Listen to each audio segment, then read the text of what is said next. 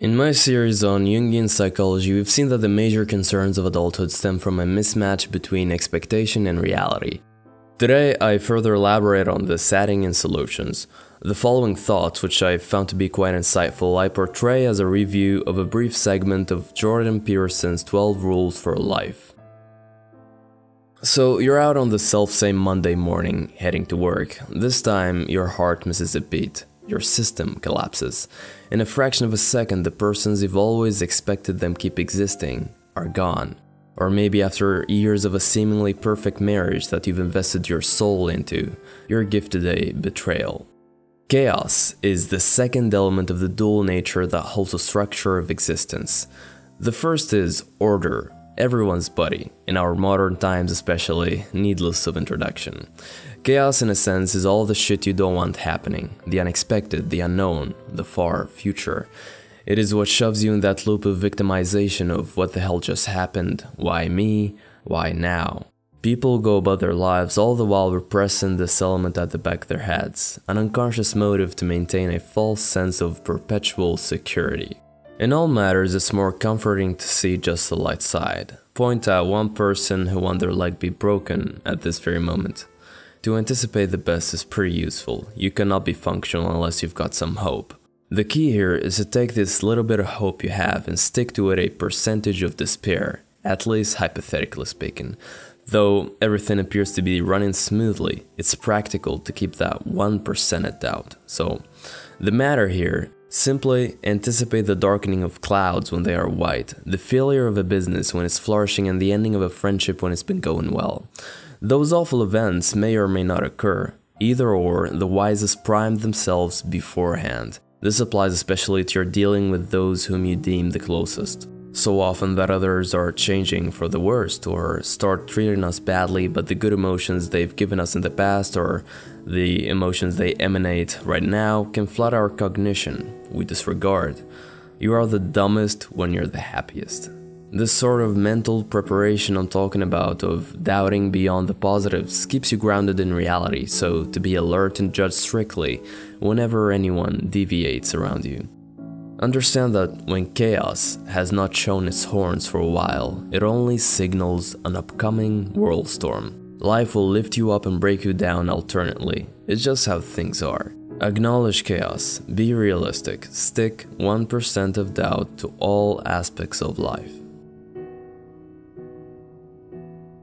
Acceptance of chaos is half the battle. In fact, it is unease which comes into play the moment you try to swallow such a hard pill.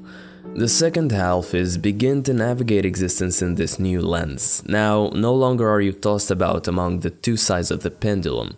Learn to alternate between an ordered and chaotic psychological mode of operating rather consciously. From a practical point, try the following. Anytime you feel you're getting a bit more comfortable, things are going well, pause to reflect. In this time of meditation, the goal is to notice if you had formed any kind of future expectation, particularly related to a major aspect in which you feel you needed to go a certain way. Write it down. Write the counter thought. Your plan B if things go south. Do so for each expectation you think you have, be it about the lasting of a relationship, a job, something. Often will you sense enormous resistance. You just want things to go your way. It's fine. It comes natural to the mind to beautify chaos. Sometimes it's necessary to release a strong emotion to come to accept an alternate vision of what might happen. Let it all come up. Cry, hit the wall, whatever, let it out. You can do the same exercise for negative anticipations as well, but as I said, the mind rarely works to cause itself imbalance. Often and spontaneously, the negatives are recycled in a new light. Even in an unrealistic fashion, the psyche strives for psychological stability at all costs. Backwards rationalization, as psychologists put it. Now go about your life and regularly remind yourself of your counter thoughts. It might be necessary to go through an emotional release every time you do so. By doing all of this, basically you're bringing disorder to your daily ordered thoughts.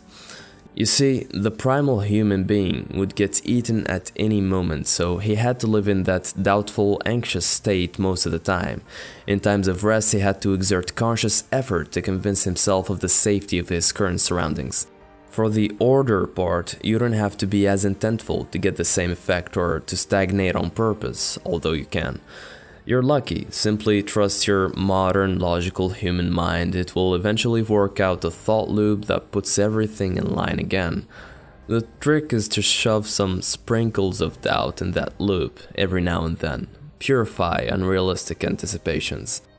Until you accept that the future might not be in your favor, you're still craving an outcome. Let go of it now. It'll hit harder if you wait until your disappointment. You've enslaved yourself somehow to a fantasy, a thought. It keeps on running your day-to-day, manifested in subtle behavioral patterns. For example, people might feel like you need something from them and are subconsciously repulsed, all because of some future expectation you're holding them up to in your head. Remember that this is just a small portion of the 12 Rules for Life by Jordan Peterson. For those who've already gone through the book, you may notice that I might have added some of my personal thoughts, examples to the concepts, like the exercise on anticipations you won't find in the book. So I consider this video more of a review than an exact summary of the concepts. This is mostly the case in all my videos, except for the Jungian series.